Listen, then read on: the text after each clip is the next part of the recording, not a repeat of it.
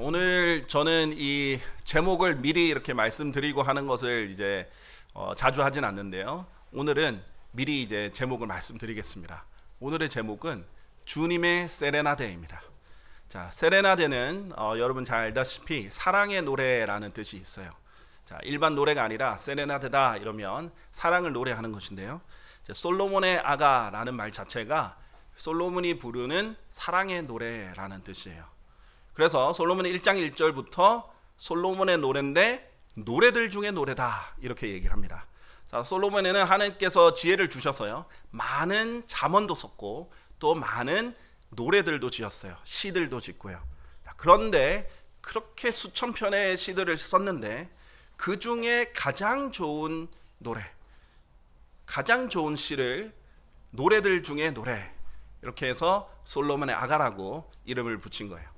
자, 솔로몬이 많은 지혜를 가졌죠. 또 많은 잠언들을 썼는데 그 중에 또 일부가 잠언에 기록되어 있고 또 이 많은 노래들 중에 가장 아름다운 노래, 좋은 노래를 솔로몬의 아가라고 이름을 붙여서 이렇게 우리에게 하나님께서 주셨습니다. 자, 왜 이 노래가 그렇게 좋은 것인가? 자, 이 솔로몬의 노래는요, 그냥 단순히 솔로몬과 인간 술렘 여인 간의 사랑의 노래일 뿐이 아니라 이 예수 그리스도와 예수 그리스도의 신부인 교회 간의 사랑을 노래하는 것으로 그것의 그림이기 때문이에요.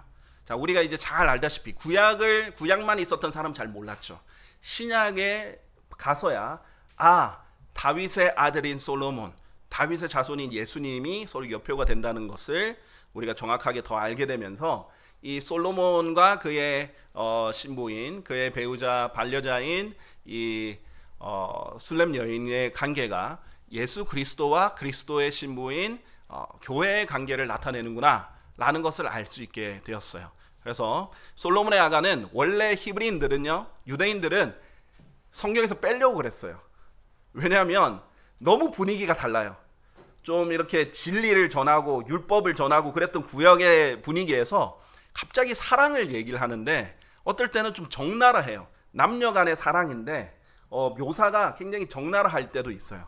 그래서 사실 유대인들은 이것을 거부하려고도 했던 사람들이 있어요. 그러나 하나님께서는 역사를 주관하시고 이것을 정경으로서, 하나님의 말씀으로서 정확하게 구약에 이렇게 넣으셨죠. 자, 그래서 우리가 결국 신약에 와서 우리가 이해하는 것은 이게 예수 그리스도와 신부인 교회의 관계를 이렇게 노래하는 거였구나 라는 것을 이제 알게 되었습니다. 우리 솔로몬의 아가 4장 전체를 전반적으로 보긴 할 텐데요, 여기서 보면 우리가 많은 것들을 우리가 알 수 있습니다. 자, 먼저 노래는 무엇인가? 사랑은 무엇인가? 이 솔로몬의 아가를 통해서 여러분이 어느 정도 답을 얻을 수 있습니다. 물론 사랑은 여러 가지로 정의를 할 수 있기 때문에 하나로만 정의를 할 수는 없겠죠. 그런데 오늘 4장을 통해서 정의를 여러분이 하나님께서 내려주시는 정의를 한번 잘 받아들이시길 바랍니다. 우선 사랑은요, 노래로 표현이 됩니다. 자, 여러분이 정말 사랑하는 사람이 있으면요, 무뚝뚝한 사람도 편지를 쓰게 되고 시를 몰랐던 사람도 시적으로 표현하게 되고 갑자기 사랑의 노래 그런 가사들을 읊게 되고 그렇게 감성적으로 변하죠. 세상의 노래 중에 가장 많은 주제가 아마 사랑일 거예요. 어떤 사랑이든 이 사랑, 주로 남녀 간의 사랑을 다루는 주제가 굉장히 노래 중에 많죠. 자, 노래는 사랑에 대한 증거이기도 합니다. 자, 사랑하면 노래가 이제 절로 나오는 거죠. 자, 그래서 인류 역사상 가장 많은 곡을 받으신 사람이 있는데 바로 그분이 예수 그리스도세요. 예수 그리스도는 인류 역사상 가장 많은 사람이 한 대상을 향해 노래를 지은 분이에요.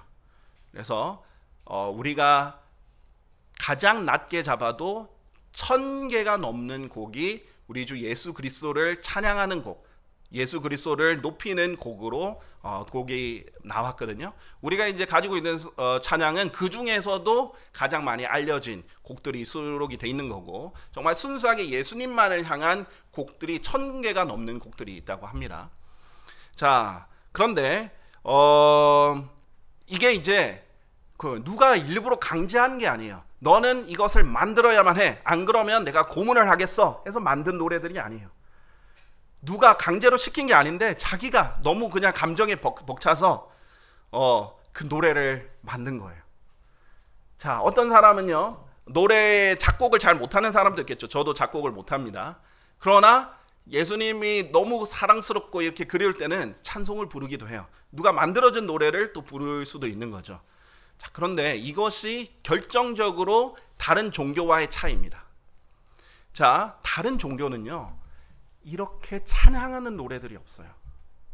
원래 불교는요, 찬양이 없습니다. 요즘은 한국에서 독특하게 만들어지는 게 뭐냐면 찬불가라고 있어요. 하도 이제 교회에서 찬양을 많이 하고 사람들이 그걸 좋아하니까 찬불가를 만드는 거예요. 그러나 원래는 부처를 향한 사랑의 노래는 없습니다. 그리고 예전에 이제 라마승들에게 복음을 전할 때도 하나님이, 신이 인간을 사랑한다라는 개념에 충격을 먹어 있었어요. 원래 신이라는 것은 인간을 사랑하는 존재라기보다는 지배하거나 처벌을 하거나 형벌을 내리거나 지시하는 그런 상위적인 존재로만 이렇게 개념이 있다가 사랑을 한다, 인간을. 그것도 희생하는, 그냥 그리스 로마 시대에 보면은 정말 성적인 사랑만 부각이 됐거든요. 신이 갑자기 인간으로 나타나서 인간이랑 관계를 가지는 그런 사랑으로만 표현이 됐는데, 그게 아니라 정말 숭고한 사랑으로 본인이 먼저 희생하는 그런 신의 사랑을 보여준 것은 이제 기독교라고 할 수 있죠. 그러니까 누가 시키지 않아도 곡을 만드는 거예요. 이슬람에도 몇몇 부르는 아주 정형화되어 있는 곡을 제외하고는요, 사람들이 자유롭게 만들어낸 그런 찬송가가 없어요. 다른 종교들을 보세요. 그리스 로마 신화에 어떤 찬송가가 있는 게 아니에요. 그만큼 사람들이 자연적으로 감동을 받고 감화해서 하나님의 사랑에 감동을 받아서 스스로 하나님을 사랑하는, 되돌려주는 그런 찬송가가 있는 종교가 바로 기독교의 종교입니다. 자, 그래서 우리가 2000년 전에 인류는 목도했어요. 온 인류를 창조하신 하나님께서 인간에게 사랑이란 무엇인가를 직접 몸소 보여주셨는데, 바로 하나님께서 인간의 몸을 입고 이 땅에 오셔서 그 죄인들을 대신해서 직접 십자가에 달려 죽으시고 장사되셨다가 부활하신 이 갈보리 십자가에서 사랑을 보여주셨습니다. 그래서 성경에 보면 하나님께서 세상을 이처럼 사랑하셨기 때문에 그 과거형이죠. 그때 딱 보여주셨다는 거예요. 2000년 전에 사랑하셨다. 그의 독생자를 주셨으니 라고 되어 있습니다. 그래서 예수님을 주신 것, 그것이 이제 사랑인데요. 여기에 감동했던 사람들이 자발적으로 찬송가들을 이제 만든 것들이죠. 그래서 예수님께서 오늘 솔로몬의 아가 4장을 보면요, 신약을 아는 그리스도인들이 보면 지금 솔로몬이 단순히 술렘 여인에게 부르는 그냥 사랑의 노래가 아니라 예수 그리스도께서 자신의 교회인 신부에게 부르는 세레나데다라는 것을 알 수 있습니다. 왜 예수님이 신부를 사랑하는가? 사실 우리는 사랑받을 만한 존재가 아니거든요. 그런데 그 사랑의 이유를 적어 놓으셨어요. 그리고 무엇이 사랑인지를 적어 놓으셨습니다. 오늘 솔로몬의 아가를 통해서 이런 것들을 잘 새겼으면 좋겠어요. 제가 이번 주 내내, 그리고 저번 주도 연말에 어떤 메시지를 전하면 좋겠습니까? 하는 게 많이 여쭤봤는데 그런 걸 할 수도 있죠. 우리가 한 해를 잘 돌아보면서 새해를 준비하자. 보라, 모든 것들이 이제 지나갔으니 새로워졌더라. 그런 거 할 수는 있는데 그게 나쁘다는 게 아니라 지금 우리에게 가장 중요한 게 뭘까? 우리가 이제 한 해 마지막인데 인생의 마지막 날이라고 생각하면 우리가 이거를 하지 않으면 후회가 가장 남을 게 무엇인가? 라고 그런 생각으로 전환점을 주셔서 하나님과 사랑을 나누는 것, 그 측면에서 이제 여러분에게 말씀을 전하도록 인도해 주셨어요. 자, 오늘 본문의 모습은요, 지금 이 땅에서 이제 실수도 많고 죄도 많고 잘못도 많은 그런 지상의 교회가 아니라 나중에 우리가 교회가 하나님께 들림을 받고 나면 이 하늘나라에서 어떤 일이 일어나죠? 어린 양의 혼인잔치가 있습니다. 그리스도의 심판석을 다 통과하고 나서 모든 것을 결산을 보고 나서 하나님께서 점이나 흠이 없는 깨끗한 상태로 혼인 잔치를 하시거든요. 그러면 그때 예수 그리스도와 신부를 영광스러운 교회라고 합니다. 완전히 정결해지고 영광스러운 그 교회 신부의 모습을 보시면 되겠습니다. 에베소서 5장 27절에 보면요, 그분께서, 예수님이시죠, 교회를 점이나 주름이나 그러한 것이 조금도 없는 영광스러운 교회로 자신에게 제시하려 하시며 오직 그것을 거룩하고 흠없게 하려 하심이라 라고 되어 있어요. 자, 지상에서 있었던 모든 일들을 그리스도의 심판석에서 다 정산하시고 그 다음에 거룩하고 흠도 없고 점도 없는 그런 아름다운 아내의 모습으로서 혼인잔치를 하실 건데, 거기에 있는 영광스러운 교회, 그 모습으로 여러분들이 보시면 되겠습니다. 자, 그러니까 성경에서 사랑을 배우려면 세상 드라마나 영화에서 배우지 말고 성경에서 배우라고, 하나님의 말씀에서 배우라고 하시는 거예요. 그래서 하나님이 가르쳐주는 진정한 사랑이 무엇인지 우리가 보도록 하겠습니다. 자, 주님의 세레나데, 첫째로 사랑은 교제하는 것입니다. 자, 솔로몬의 아가 4장 1절 보겠습니다. 보라 나의 사랑이여 그대는 어여쁘도다. 보라 그대는 어여쁘도다. 그대는 그대의 머리타래들 속에 비둘기들의 눈을 가졌도다. 그대의 머리카락은 마치 길리앗산으로부터 나타나는 염소들의 떼와 같도다 라고 되어 있습니다. 자, 아름답다라고 칭찬을 하시죠. 자, 우리 형제님들 잘 보고 배우셔야 됩니다. 자매님들께는 평생 한 번 예쁘다 했으니까 됐다, 이게 아니에요. 자주 정말 예쁘다, 너무 아름답다, 이 말을 자주 해주셔야 되죠. 그 말을 굉장히 좋아한단 말이죠. 근데 예수님께서도 그렇게 실천을 하시는 거예요. 그런 모습을 보여주시는데 구체적으로 또 알려주십니다.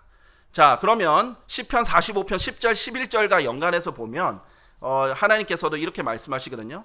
그렇게 하면 10절부터 보면 옷 따라 경청하고 숙고하며 너의 귀를 기울이라. 지금 왕비를 딸의 비유를 하시면서 얘기하시는데, 경청하고 숙고하며 너의 귀를 기울여라. 하나님 말씀에 잘 귀를 기울여라. 또한 너의 본래 백성을 잊고 너의 아버지의 집을 잊으라. 너의 그런 물리적이나 육체적인 그런 집을 잊고, 11절 자기만을 생각하라 이거죠. 11절 그렇게 하면 왕께서 너의 아름다움을 대단히 바라시리라. 이는 그분께서 너의 주이시기 때문이라. 그런즉 너는 그분을 경배하라 라고 되어 있어요. 자, 왕께서 우리의 아름다움을 대단히 바라시는 그런 아름다운 모습이 되려면 세상으로부터 성별하고 하나님께 경배하는 모습이 하나님께 굉장히 아름다워 보이는데요, 신부가 도대체 어디가 그렇게 아름다운지 스스로 예수님께서 하신 말씀들을 보면요, 이 솔로몬의 아가 4장 1절에 나오다시피 먼저 눈이 아름답다라고 말씀하세요. 그런데 이 눈을 뭐라고 하죠? 비둘기들의 눈을 가졌도다 라고 합니다. 자, 누가복음 11장 34절에 보면 여러분이 잘 알다시피 몸의 빛은 눈이라 라고 합니다. 몸의 빛은 눈이래요. 그래서 눈으로 무엇을 보는지에 대해서 몸이 가르쳐진다라는 거예요. 그래서 눈을 빛에다가 둬서 빛이 눈을 통해 들어오면 온몸이 빛으로 가득 차고, 눈을 어둠에 둬서 어두운 것들, 더러운 것들, 잘못된 것들을 보면 온몸이 어둠으로 가득 찬다라고 돼 있어요.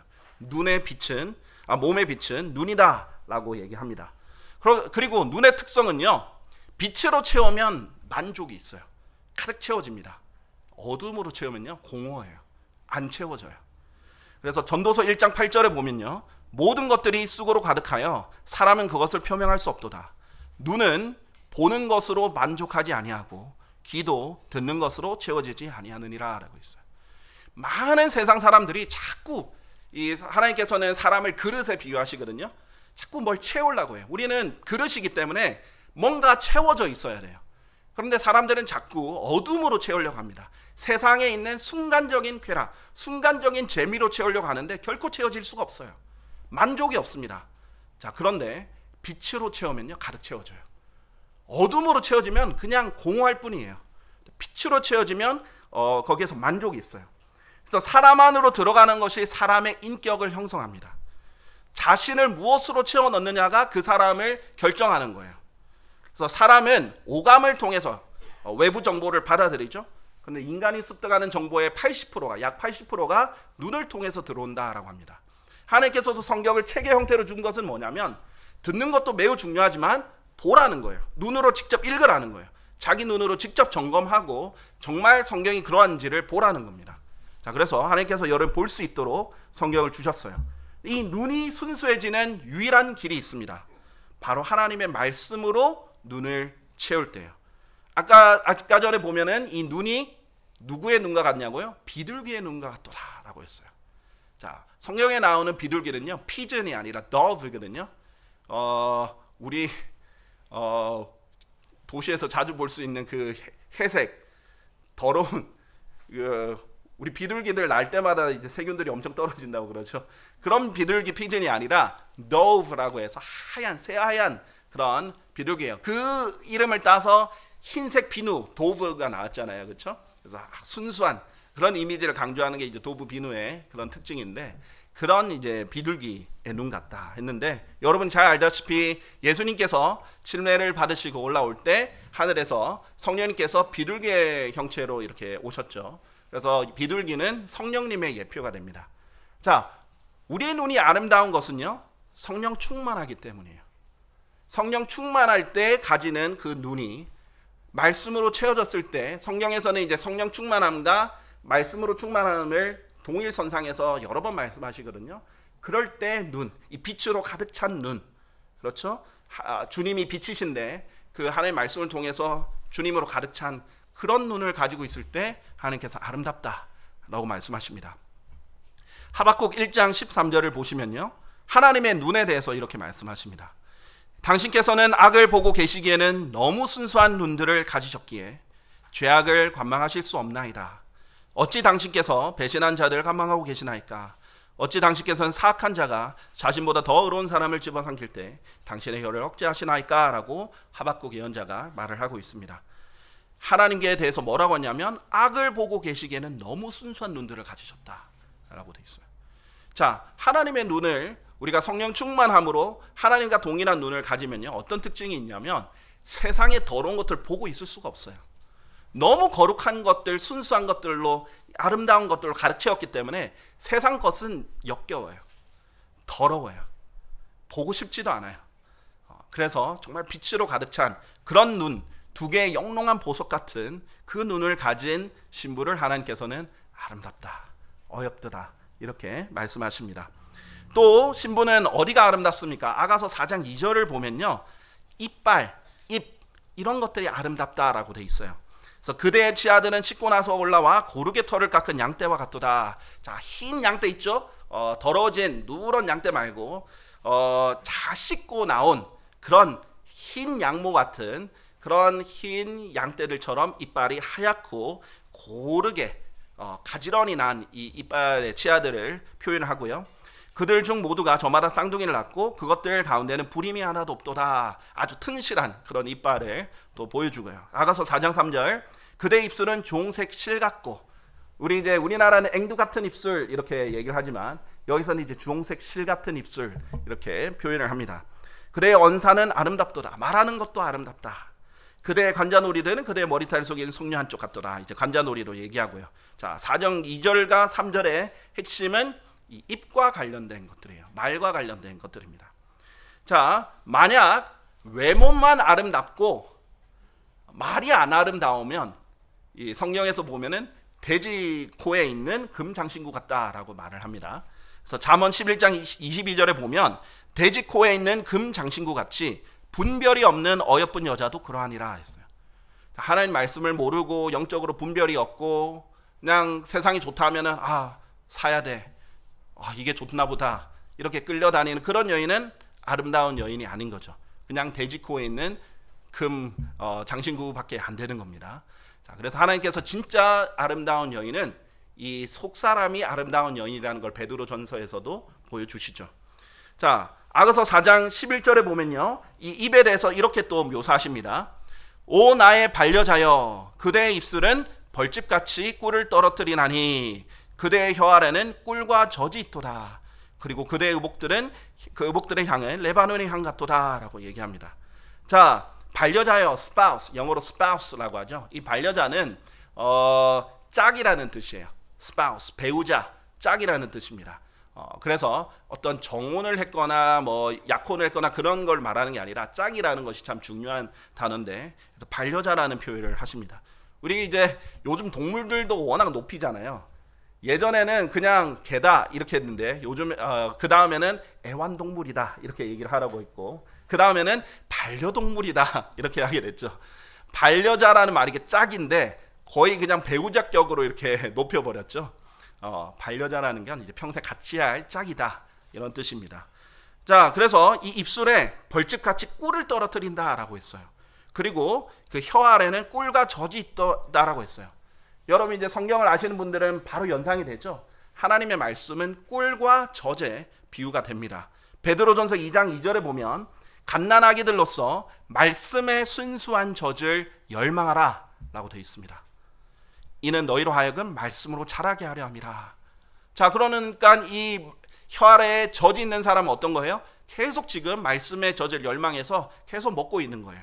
자, 그 다음에 시편 119편 103절은 당신의 말씀들은 저의 입맛에 얼마나 달콤한지요. 진정 저의 입에 꿀보다 더 달콤하나이다 라고 되어 있어요.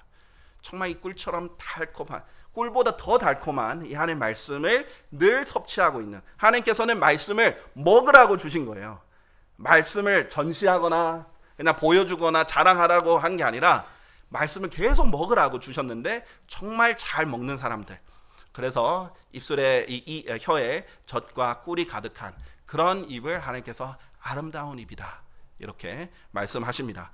자, 그렇다면 그 사람들이 입을 열 때 어떻게 돼요? 하나님의 말씀들 같이 입을 열게 됩니다. 그 말을 열 때 하나님의 말씀이 나오는 거예요. 자, 하나님 말씀으로 안 채워져 있으면은 마음에 가득한 것이 입으로 나오거든요. 그러면 필연적으로 우리 마음은 굉장히 사악하기 때문에 하나님께서 만물보다 거짓되고 극심히 약하다 이렇게 하기 때문에, 사악하다 했기 때문에 안 좋은 게 나올 수밖에 없어요. 우리가 계속 부지런히 말씀으로 채워 넣어야, 하나님 말씀을 마음에 이렇게 채워 넣어야 입을 열 때 아름다운 하나님 말씀이 나오게 됩니다. 자, 그래서 그런 입술을 하나님께서 혀를 아름답다라고 말씀하셨어요. 자, 그 다음에 보면 이제 머리카락조차도 하나님께서 너무 아름답다 이렇게 말씀하시죠. 아가서 5장 10절에서 13절 보면요, 나의 사랑을 받는 이는 희고도 불그스름하나니 1만 명 가운데 제일 가는 분이시라.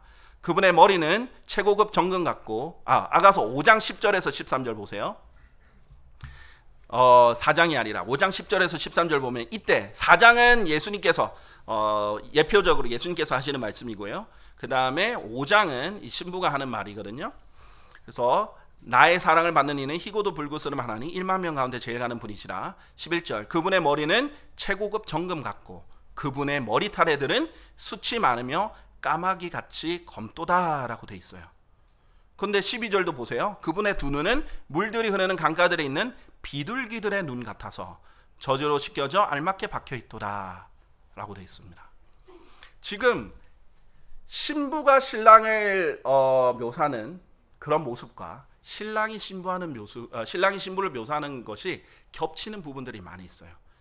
우리 4장에 다시 돌아오시면 4장의 머리털에 대해서 얘기를 하는데, 머리카락은 마치 길르앗 산으로부터 나는 염소들의 떼와 같도다라고 했어요. 이게 그리스도께서 신부에게 하는 말이에요. 근데 염소들의 떼, 길르앗 산으로부터 나는 염소들의 떼는 뭐냐? 여기서도 말하지만 검은 염소, 흑염소 있죠? 검은 염소의, 흑염소에서 제일 유명한 게 길르앗 산에 있는 염소들이거든요. 그리고 이것을 까마귀 같이 검다라고 했어요. 아주 흑발에, 예수님은 절대 금발의 조니가 아닙니다. 백인이 아니세요. 동양인이세요. 그렇게 막 예수님은 막 꽃으로도 때리지 마세요 할 것 같은 그런 금발의 푸른 눈에 이런 불문이 아니고, 그건 로마 가톨릭에서 그려놓은 이미지고요. 예수님은 목수시잖아요. 지금도 카펜터, 목수 이렇게 일을 험하게 일을 하는 사람, 그런 사람으로 생각하시고 검은 머리를 생각하시면 돼요. 그러니까 머리가 검다 이렇게 표현을 하는 거예요. 자, 그러면 뭐냐? 지금 예수님의 모습과 신부 신랑의 모습이 지금 닮은 거예요. 어떻게 이렇게 닮을 수가 있어요? 제가 이제 부부는 닮아간다고들 하죠. 제가 최근에 그것을 실질적으로 느낀 때가 있었어요. 신발을 이제 누가 도와주셔가지고 신발을 새로 맞추러 갔어요. 거기 맞춤형 신발이었는데 거기서 막 이렇게 발을 진짜 찍어 보더라고요. 그래서 그 찍은 거를 석고로 떠가지고 그 모양대로 해가지고 신발을 만들어주는 아주 정교하게 잘 만드시는 분한테 갔는데 저희 자매 발 찍고 저희 발을 찍었는데 그분이 놀래면서 어떻게 이렇게 발이 똑같이 닮았냐고. 크기는 다른데 이 발의 모양이 너무 닮았다. 이제 그분은 하도 발을 보니까 지문처럼 발 족적도 사람마다 이제 특징이 있는데 둘의 발의 족적이 너무 닮아서 야, 남매라고 해도 믿겠다 이렇게 얘기를 하더라고요. 우리가 10년이 넘게 같이 살면서 이렇게 같이 다니고 진짜 거의 항상 같이 다녔던 것 같아요. 선교를 가든 뭐 미국을 가든 해외를 가든 거의 항상 같이 다녔는데 그렇게 다녔더니 발의 족적까지도 닮았구나 이런 생각을 이제 했거든요. 타고나면서부터 똑같이 태어나진 않았을 거란 말이죠. 우리가 생활 패턴도 비슷하고 다니는 곳도 같고 이러다 보니까 같아졌구나 이런 생각을 하게 됐습니다. 부부는 이제 닮게 돼 있어요. 그리고 우리 신부도 결국은 이상적인 게 뭐예요? 신랑을 닮아야 돼요. 예수 그리스도를 닮는 게 사실 우리 그리스도인들의 목표예요. 이 땅에서 날마다 예수 그리스도를 더 닮아가야 돼요.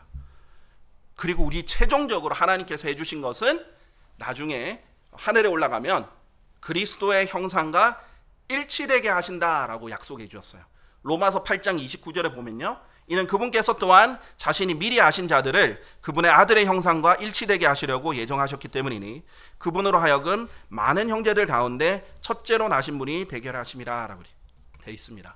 우리가 궁극적으로 하늘에 가면 하나님의 아들이신 예수 그리스도의 형상과 일치되게 하나님께서 얘기해 주시는 거예요.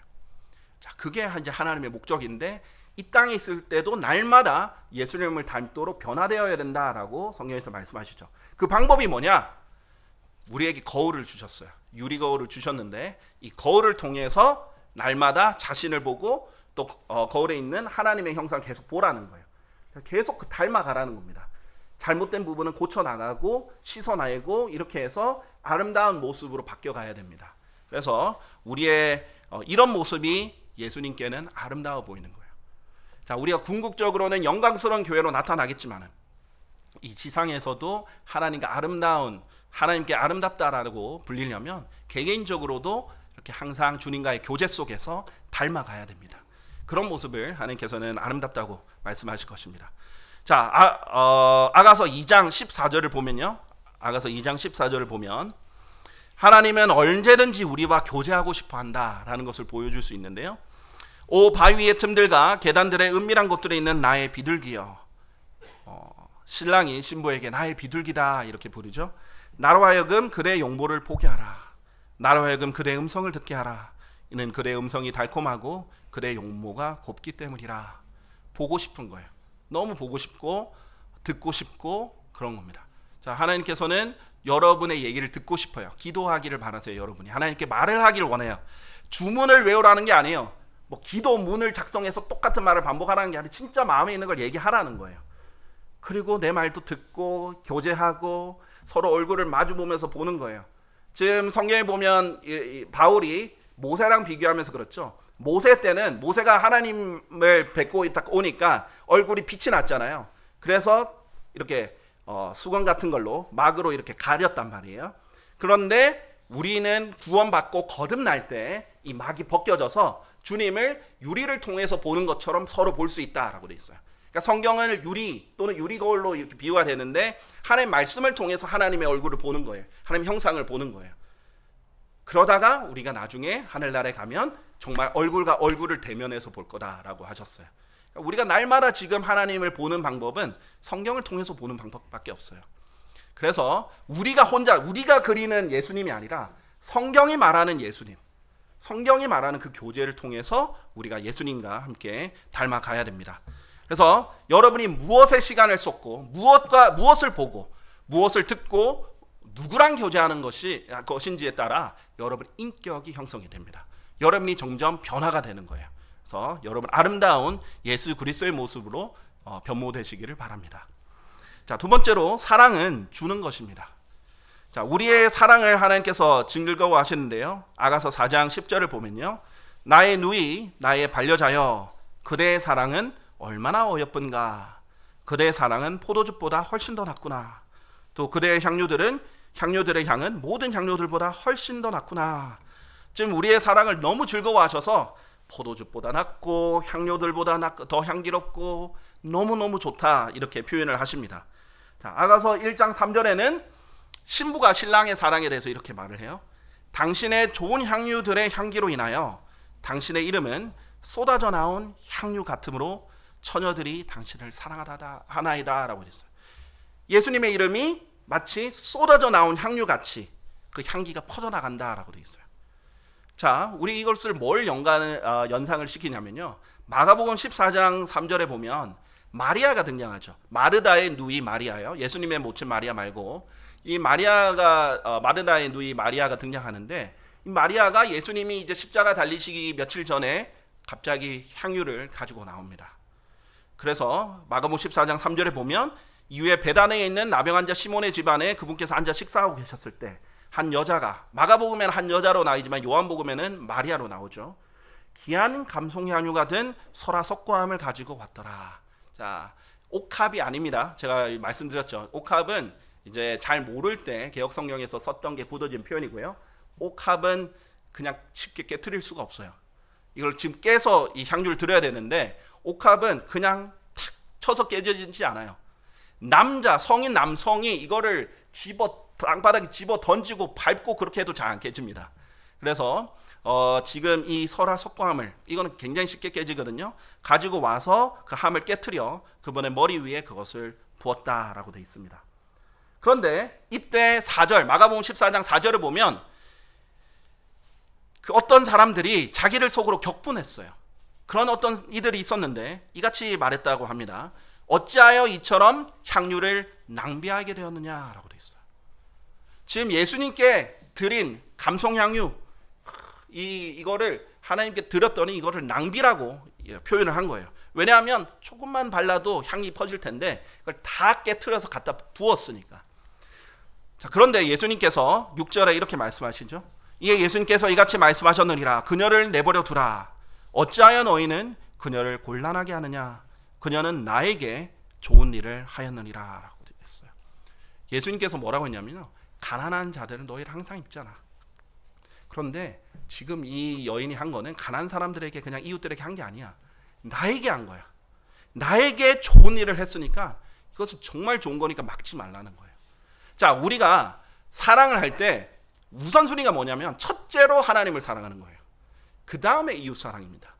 근데 하나님을 사랑을 표현할 때는요, 하나님께 아무리 드려도 아깝지가 않아요. 하나님께는요, 다 쏟아 부어 드려도 절대 아까운 것이 아니에요. 우리가 재어가면서 하나님을 사랑하는 게 아니에요. 하나님께는 내가 24시간 다 드리는 게 너무 아깝다. 10시간 드리는 건 너무 아깝네. 내가 한 3시간만 드려야지. 1시간만 드리자. 내가 이거 할 게 너무나 많은데 이게 아깝다. 요만큼만 하자. 이런 사랑을 하나님 기대하시는 게 아니에요. 하나님께 쏟아부어도 아깝지 않는, 더 드리고 싶은 그런 사랑을 원하시는 거죠. 그게 나에게 좋은 일을 하였다. 예수님께 좋은 일을 한 것은 하나님께서 기억하시는 거예요.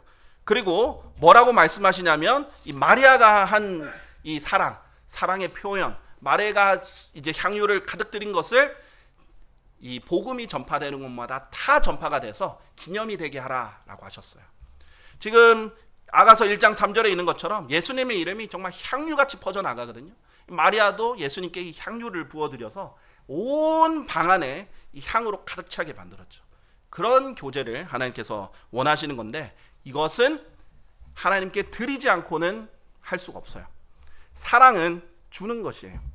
자, 여러분에게 돈을 말하는 게 아니에요. 하나님께는 그것이 무엇이 됐든, 돈이든 시간이든 무엇이 됐든 하나님께는 드려야 사랑을 할 수 있습니다.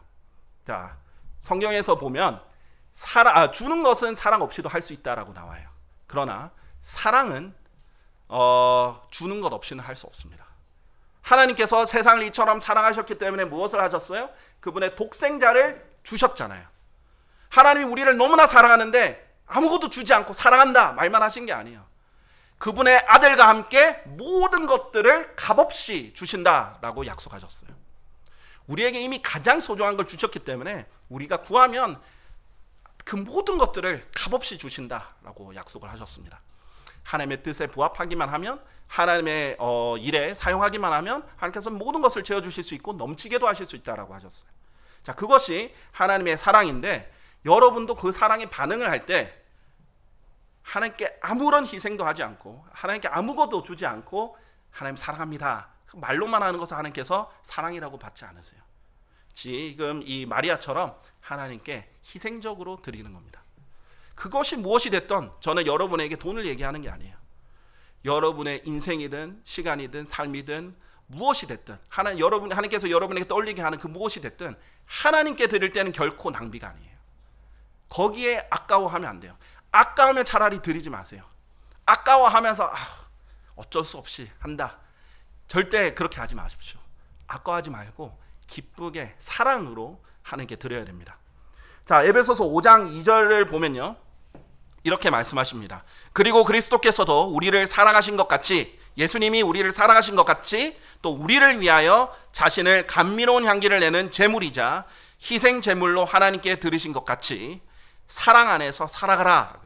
하나님이 우리를 사랑하셔서 자신을 감미로운 향미를 내는 제물이자 희생 제물로 하나님께 드리신 것 같이 우리도 사랑 안에서 살아가야 된다는 거예요. 하나님 자신을 드렸잖아요. 바쳤잖아요. 그런 것처럼 우리가 사랑해야 된다라는 거예요. 우리 주님은 모든 것을 드려도 아깝지 않은 유일한 분이십니다.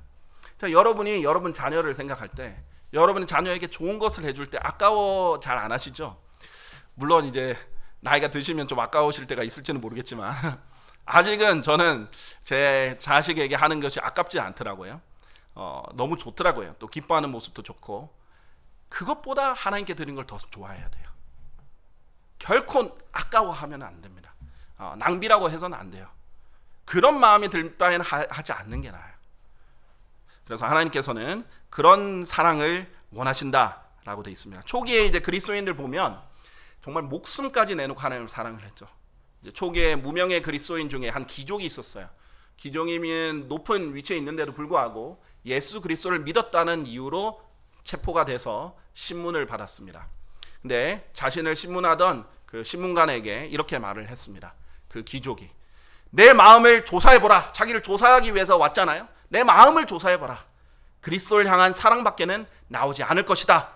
이렇게 하면서 예수님은 거부하지 않고 부인하지 않고 자기 마음을 조사해보라. 이렇게 담대하게 말했던 초기의 그리스도인들이 있습니다. 목숨까지도 아까워하지 않았어요. 많은 사람들이 목숨을 아까워하거든요. 하나님께서는 그런 사랑 안 받고 싶어 하세요. 목숨도 아끼지 않는 그런 사랑을 원하십니다. 유럽에 모라비안들이라는 초기에 이제 바이블 빌리버들이 있었어요. 모라비안들은 선교를 거의 이제 선교를 해외로 적극적으로 나아가는 선교의 거의 시초라, 유럽의 시초라고 불릴 수 있는 그런 사람들이었는데, 이들 중에 몇몇 사람이 그 당시에 이제 신대륙, 미국 대륙, 아메리카 대륙에 노예들이 팔려가서 그 사탕수수 밭에 흑인 노예들이 그리스도 없이 죽어간다는 얘기를 들었어요. 노예들을 위해서 교회를 지어주지 않았어요. 그냥 노예를 착취만 하는 거예요. 그 사람들에게 복음을 전해야겠다. 갖가지 방법을 애써서 그런 섬들이 많았거든요. 특히 지금 캐리비안 베이라고 해서 캐리비안 베이, 캐리비안 만 이렇게 하는 그런 곳에 특히 섬들에 많이 있었어요. 흑인 노예들이. 그래서 지금도 제가 이제 버하마라는 제 친구가 버하마에 살았었기 때문에 한번 갔었었는데 그런 섬들에 이제 흑인들이 가득합니다. 그런 사람들한테 복음을 전하기 위해서 곳곳으로 방법을 알아봤는데 백인은 허락을 안 한다는 거예요. 못 들어온다는 거예요. 출입 금지예요. 그래서 모라비안들이 어떻게 기도하고 그 길을 만들어내는지 아십니까? 열심히 두드려서 길을 냈어요. 그 방법은 자신을 스스로 노예로 판 거예요. 노예만이 들어올 수 있다. 자기를 노예로 팔아버렸어요. 노예가 돼서 거기에 들어갔습니다. 그래서 그 노예들에게 복음을 전하기 위해서 자기 신분까지도 자유까지도 기꺼이 하나님께 드려서 복음을 전했어요. 그때 그렇게 그 노예들에게 복음을 전하기 위해서 갔던 모라비아인들이 노예선에 올라타고 자신의 친구들과 가족들이 울면서 이렇게 송별을 하는데 거기에서 이렇게 외쳤다고 합니다. 도살당하신 어린 양께서 그분의 희생에 보상받으시기를 바랍니다. 우리를 위해서 도살당하신 그분의 희생에 내가 조금이라도 보답해드려야겠다. 그런 심정으로 외치고 갔다고 하죠. 사랑은 주는 것입니다. 여러분이 하나님께 희생하는 것을 아까워해서는 진정한 사랑이라고 할 수 없습니다. 하나님이 여러분에 맞춰서, 그때에 맞춰서 여러분에게 나에게 무엇을 주느냐 이렇게 물어보실 수 있어요. 그때 아까워하지 말고 기쁨으로, 사랑으로 하나님께 드리는 그런 진정한 사랑의 교제를 하시길 바랍니다. 자, 세 번째로 사랑은 순결한 것입니다. 순결한 것이에요. 여러분 사랑의 자물쇠라고 들어봤죠?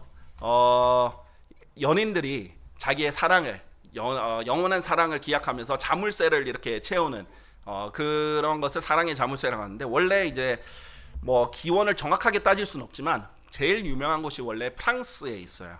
센 강변에 이 다리에 보면은 이 자물쇠로 많이 채워놨거든요.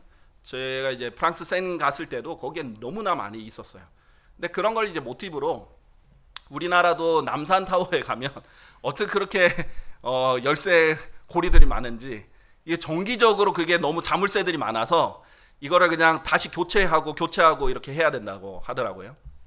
그래서 그런 것들이 이제 우리나라뿐만 아니라 한 전 세계 70여 곳에 그렇게 이미 하고 있다고 합니다. 그래서 만국 공통으로 사랑을, 너와 나만의 사랑, 막 이렇게 확실한 사랑, 이런 자물쇠로 이렇게 구속하고 싶어하는 그런 마음이 있나 봅니다. 어떻게 보면 어떤 것으로도 끊을 수 없는 사랑, 이런 것을 나타낼 수도 있고, 확실한 사랑, 우리만의 사랑, 이런 것을 나타내려고 하겠죠. 우리 아가서 지금 후반부에 4장 후반부에 보면요, 이렇게 지금 나와 있습니다. 4장 11절 12절 보시면요, 4장 12절, 나의 누이 나의 반려자는 둘러막힌 정원이요 닫힌 샘이요 봉인된 샘터로다 라고 돼 있어요. 지금 이걸 봉인과 관련돼서 얘기를 하고 있습니다. 지금 무슨 말이냐면, 지금 하나님께서 예수 그리스도께서 자신의 신부에게 나의 누이 나의 반려자다 이렇게 얘기하면서 둘러막혀 있는 정원은 정원인데 막혀 있고, 샘은 샘인데 닫혀 있고, 샘터긴 샘터인데 봉인되어 있다라고 돼 있어요. 즉 아무도 함부로 가까이 다가올 수 없고 자기만을 위한 셈이다 이거예요. 예수님은 질투가 있으신 분입니다. 하나님은 스스로 이렇게 말씀하세요. 출애굽기 34장 14절에 내가 다른 신에게 경배하지 말아야 하기 때문이요 그의 이름이 질투인 주는 질투하는 한 하나님이기 때문이라 라고 그랬어요. 자신의 이름이 질투다, 난 질투하는 한 하나님이다, 이렇게 말씀하고 계십니다. 사랑하면요 질투는 필연적으로 따라오게 돼 있어요. 자, 시기랑은 다르요. 시기는 내가 가지지 않은 것을 남이 가진 걸 보고 막 분노하는 것을 말해요. 하지만 질투는 나의 것을 누군가 침범하거나 가로채는 것을 보고 분노하는 것을 말합니다. 자, 여러분에게 사랑하는 아내가 있는데 다른 남자가 일주일에 한 번씩 빌려가고 월, 화, 수, 목, 금, 토, 일 날마다 다른 남자가 왔다 갔다 한다면 여러분이 좋아하시겠어요? 결혼한다는 것은 이 사람은, 이 여인은 이제 나만의 여인이다, 남편은 나만의 남자다, 이렇게 언약을 맺는 거지 않겠습니까? 서로를 구속하는 거예요. 우리는 서로에게만 사랑을 주고 서로에게만 충실하겠다, 이렇게 약속을 하는 거예요. 하나님이 원하시는 건요, 여러분이 야고보서 4장에 보면 세상을 사랑하는 것을 가늠하는 남자들과 가늠하는 여자들아 이렇게 표현하거든요. 하나님만 사랑해야 되는데 세상을 사랑하고 또 다른 걸 사랑하고 우상숭배하고 탐심이 있고 이러면 하나님보다 더 갈망하고 하나님보다 더 사랑하는 게 있으면 가늠하는 사람들이라고 표현해요. 너 나만 사랑하기로 했는데 왜 다른 걸 자꾸 사랑해? 얘기하는 거예요. 너는 아무도 올 수 없는 나만의 셈이야, 이렇게 표현을 하는 것입니다. 자, 에베소서 1장 14절에 보면 그 거룩한 영은 값이 치러진 그 소유를 구속하실 때까지 우리 유산의 보증이 되시어 그분의 영광을 창송하는 데 이르게 하시느니라 라고 되어 있어요. 하나님께서는 이제 너는 내 거야 라고 하는 데 있어서 우리에게 하나의 보증을 주시고 사랑의 보증과 사랑의 인장을 주세요. 바로 성령님이십니다. 그래서 교회 시대의 그리스도인들은 성령님께서 구원받자마자 성령님께서 내주하시면서 영원히 그리스도의 것이 되는 거예요. 구원을 잃어버리지 않는 거예요. 영원히 예수님의 것이고 너는 나의 것이다라는 하나님께서 도장을 인장을 이렇게 찍으시는 것입니다. 자, 그래서 그분의 사랑은 거룩하고 순결한 사랑이에요. 순결한 우리가 처녀로서 하나님께 드려졌다라고 바울이 얘기를 하고 있거든요. 다른 것에 더럽혀지지 않는 순결한 사랑. 그래서 죄를 증오하고 하나님을 사랑하는 것만큼 죄를 증오하고 이 세상의 악을 증오하는 그럼 정말 순수한 사랑을 원하십니다. 그래서 하나님은요, 사랑도 영원하지만 증오도 영원해요. 여러분 그거 아십니까? 하나님의 증오가 영원한 증오라는 것을요. 그래서 하나님의 질투의 불이 영원히 타는 것을 아가서 8장에 보면 지옥의 불로 비유하세요. 질투의 불인데 증오도 이 영원히 하시는 거예요. 사랑도 영원해요. 하나님은 우리랑 인간이랑 급이 달라요. 인간의 사랑은 쇠약해져요. 인간의 사랑은 영원하지 않습니다. 인간의 사랑만으로는 절대 사랑할 수 없어요. 여러분이 배우자를 사랑할 때 하나님의 사랑으로 해야만 지속이 됩니다. 더 커질 수 있어요. 근데 인간의 사랑은 반드시 쇠락하고 반드시 끊어져요. 끝이 있습니다. 그런데 하나님의 사랑은 영원하고요. 하나님의 증오도 영원해요. 사람은 영원히 증오할 수 없어요. 여러분이 아무리 끔찍한 범죄자를 봐도 여러분 눈앞에 지옥에서 불타는 것 하루만 보세요. 제발 좀 살려줍시다, 이제 봐줍시다, 이렇게 생각할지 몰라요. 하나님은 그렇지 않아요. 사랑도 너무나 대단하고 영원하지만 증오도 영원해요. 그것이 지옥입니다. 하나님을 이해하려면 하나님이 사랑하는 것을 사랑하고 하나님의 그 성품을 닮아가야 됩니다. 자, 그래서 누가 이토록 우리의 순결함을 위해 질투할 수 있는가? 정말 이 성별하고 순결한 이 사랑을 원하는 거 하나님이 너무나 당연한 요구예요. 자, 예화를 하나 들게요. 흰 담비라는 동물이 있어요. 흰 담비는 이제 그 털이 하얗고 깨끗하고 예쁜 걸로 유명해요. 그래서 모피로도 많이 쓰고 목도리로도 많이 쓰는데 흰 담비가 자기 스스로도 자기 털이 예쁘다는 걸 아나 봐요. 그래서 흰 담비는요, 그 잡는 방법이 쉽다고 합니다. 흰 담비를 막 몰아 넣어서 자기 굴에 들어가요. 굴에 들어가게 한 다음에 굴 입구에 검정 숯덩이를 이렇게 막 묻혀요. 그러면 흰 담비가 절대 안 나온답니다. 자기 털에 검은 게 묻을까 봐. 그래서 차라리 더럽혀지느니 자기 싸우다 죽겠다, 이런 각오로 절대 안 나오고 버틴답니다. 거기에서 불을 지펴서 연기로 죽인다고 하네요. 그러니까 하나도 더문 게 안 묻기 위해서 죽음까지 선택하는 그런 흰 담비가 모습이죠. 계시록 2장 10절에 보면 너는 죽기까지 신실하라 라고 되어 있어요. 자, 우리가 순결함을 지키기 위해서 어떻게 보면 로마 시대 때도, 로마 제국 시대 때도 그렇고 로마 가톨릭 시대 때도 그랬고, 그리스도인들이 예수님을 부인할 수도 있어요. 자기가 믿는 것을 부인할 수도 있었어요. 예수님을 부인하기만 해, 그러면 살려줄게, 이렇게 했단 말이에요. 그럼에도 불구하고 부인하지 않았어요. 그냥 한 번 딱 눈 감고 거짓말하면 되는데 그러면은 살 수 있잖아요. 그러지 않고 절대 부인하지 않았던 것은요, 자기의 고백, 신앙 고백, 자기의 사랑 고백을 한 번도 양보하고 싶지 않은 거예요. 세상 사람들이 보면 어리석을 수 있어요. 어떻게 죽기까지 그런 타협을 안 하느냐. 하나님은 그런 순수한 사랑을, 그 순교자의 사랑을 사랑하시는 거죠. 더럽혀질 바에는 싸우다 죽으리라. 내가 세상 죄에 더럽혀지느니 내가 죽어버리겠다. 그런 각오로 절대로 나는 예수님을 위해서 순결하게 있을 거다. 나와 예수님의 사랑은 아무도 더럽힐 수 없어. 내 사랑은 예수님뿐이다. 이거를 죽음의 각오로 지키는 그런 사람을 하나님께서 사랑하시죠. 내가 거룩하니 너희도 거룩하라 라고 하나님께서 말씀하셨습니다. 하나님께서는 여러분의 순결한 사랑 원하십니다. 예수님에게만 열려있는 그런 봉인된 셈을 원하십니다. 여러분의 사랑도 그런 사랑이 되기를 바랍니다. 자, 아가서 4장 9절 결론적으로 한번 보도록 하겠습니다. 나의 누이, 나의 반려자여, 그대는 나의 마음을 빼앗았도다. 지금 신랑이 신부에게 하는 말이죠. 그대 두 눈 중 한쪽과 그대 목에 걸린 목걸이 하나로 그대는 나의 마음을 빼앗았도다 라고 되어 있습니다. 지금 하나님께서 자기의 마음을 너가 나의 마음을 뺏었어 이렇게 표현을 하는데요.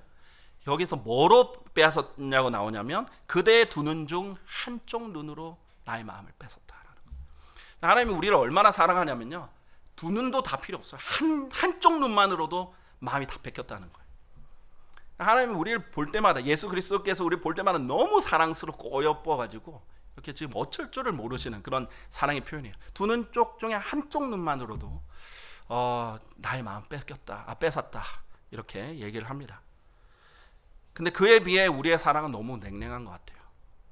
이 시대에 그리스도인들의 사랑은 많이 식었습니다.